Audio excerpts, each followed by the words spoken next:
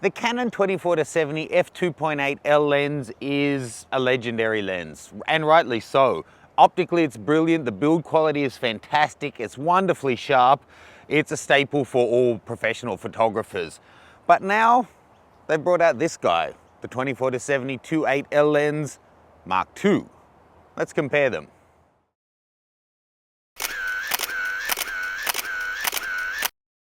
Well, considering that they're both 24-70 2.8s in the L series, there's a lot of things, as you'd expect, that are very similar. They have the same field of view, they have the same closest focused and therefore maximum reproduction ratio.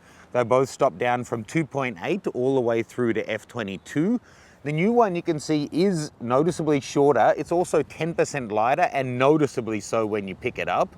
And the front filter thread has gone from 77 on the old one to 82 on the new one, which is a bit of a bummer. That means you're going to be buying some new filters most likely.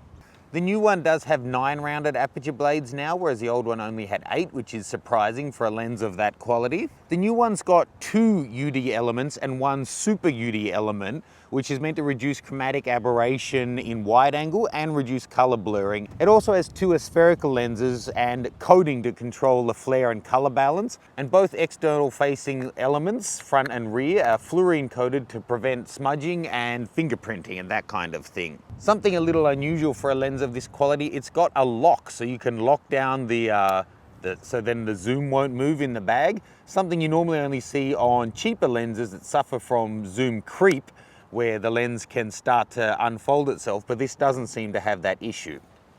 Okay, so on paper, they're similar, but the new one has some obvious upgrades. But that means nothing on paper. Let's see how they actually perform in the field.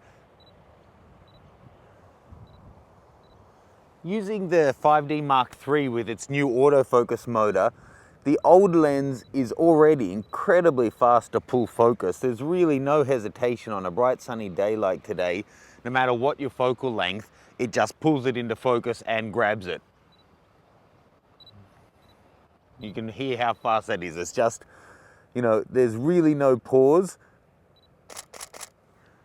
And shooting on this camera, it sounds like you're using a chain gun. Let's have a look on the new one and see if there's any noticeable difference. Now, putting the new one on, the weight distribution changes entirely because it is that, 100, 150 grams lighter than the old version.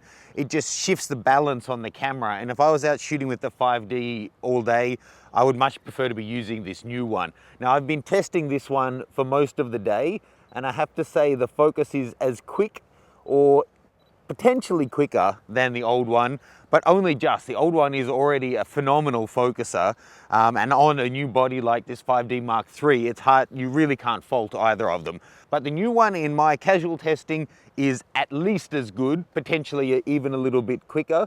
Once they start to move, they both find the focus really quickly, but this one doesn't seem to have any hesitation to start the process of moving from right up close, minimum focusing distance, to, the infinity focus. It's, a split second. Okay, so let's get straight down to it with our handsome model. That's with the version 1 at 70mm at f2.8, and there's a 100% crop on that one. So you can see it is wonderfully sharp. Here we are on the version 2, and I actually held the lens up on this one so I knew which one I wasn't using. Thankfully, Lightroom actually told me in the metadata. And there's the 100% crop on that, and that's even sharper in my opinion. And that one looks a little bit warmer overall. These second test shots are to show bokeh as well as the vignetting. Now this is on the version 1, and look at the heavy vignetting in the corners there. That's at 24mm at 2.8 focused on the water bubbler, and there it is in at 70mm, beautifully blurred out in the background, and the vignetting is not so apparent there in the kind of shot it is. Here we are on the next model, the version 2. Still got some pretty obvious vignetting, but not quite as heavy as the version 1. And in at 70mm, I think that bokeh is even softer. That's really, really nice. Here we are with another bokeh test, and something really strange to demonstrate. There's the full shot at like f22 or something like that, just to show you how far the background was. And there we are shooting on the version 2 at 2.8 at 70mm. Beautifully lovely and soft, but look when we switch to the version 1. The frame has completely changed. Now, I did not move the tripod. They were both at 70mm. I checked it and double checked it and shot it a couple of times. For some reason, the field of view is not exactly the same on these two lenses. I don't know why. But again, the bokeh on that one is lovely. Bokeh, bokeh, bokeh, however you want to say it. Now let's test out the flare handling. You can see the rims on the edge of the slippery dip and on the sides of the play equipment there are, blowing out because of the harsh sun coming from top camera left. So I'm actually going to shoot the full scene using each of the lenses and then see how much detail we can pull back and what we're able to get from the darks and the highlights. And I'll shoot this all in manual to try and keep the exposure exactly the same. Okay, so there's the full scene. The sun was just up top left of the screen, and there's a full grab on it. That's on the version 1 lens. It's really great performance. Don't get me wrong, this is a world-class performance, but here's the version 2, and I don't know how well this will come through once the YouTube encoding has gone in, but look at the full crop there, and the small flares that are coming off the slippery dip on this one are much better controlled, and there's a better... it's holding the details better. But on this next one, it's a little bit of a different story. Okay, so shooting directly into harsh sunlight and with the reflection coming up off the water, there we are on version 1, and you can see if you look in the middle down the bottom, there is a big sun flare there, but this is really challenging conditions. But here, take a look at the version 2, and it's even more noticeable. It's also because of the placement of the flare in the scene is a little bit more obvious on that one, but you can see more small light bursts coming through as well. Surprising, huh? But whilst there's more and more obvious flare, the detail is being still held in the dark areas much better. There's the original lens again, and look at the trees on the right. There's just not the same level of detail on that one. Okay, here let's look at center sharpness. So this is shot at f8. This is on the version 1 lens, focused in on the central flower, and there's 100% crop in on it. And this lens is known for how wonderfully sharp it is. That's a fantastic performance. Here we are with the version 2 lens, and that's also at the 100% crop, and they're very, very close. I've looked at these full screen 100% on my laptop without any compression, straight from the raw files, and there is slightly more contrast, and it does seem a little bit crisper on the new lens, but they're both really good. But center sharpness is one thing. What about edge sharpness? Here we are on the version 1, and again, this is shot at f8.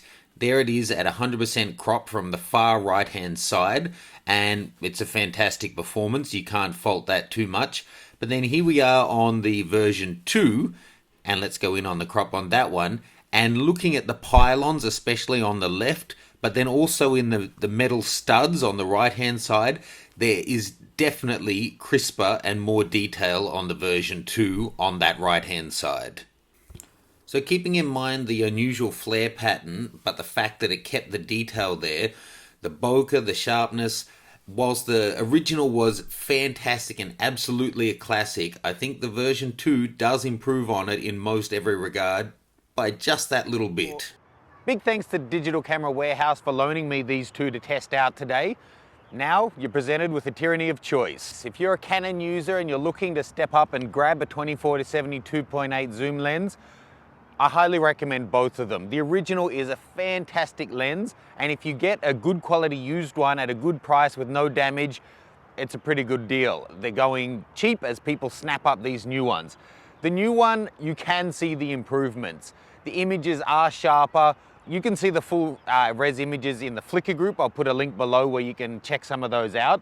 But the bokeh is that little bit softer. It's that much lighter. It's that much smaller. It is a beautiful, beautiful lens, but with the extra few $100s that this one's going to cost new, and then compared to these ones, which now as they go out of stock are going to be cheaper, and then potentially on the used market as well, you're really going to have to toss up, do you need absolutely fantastic or freaking amazing? Because they're both really, really good. It's just how good do you need it to be, and can you justify that extra markup to get the latest and greatest? Hope that helps. Please subscribe, jump onto thatnikonguy.com and you can sign up for our mailing list, and I'll see you soon.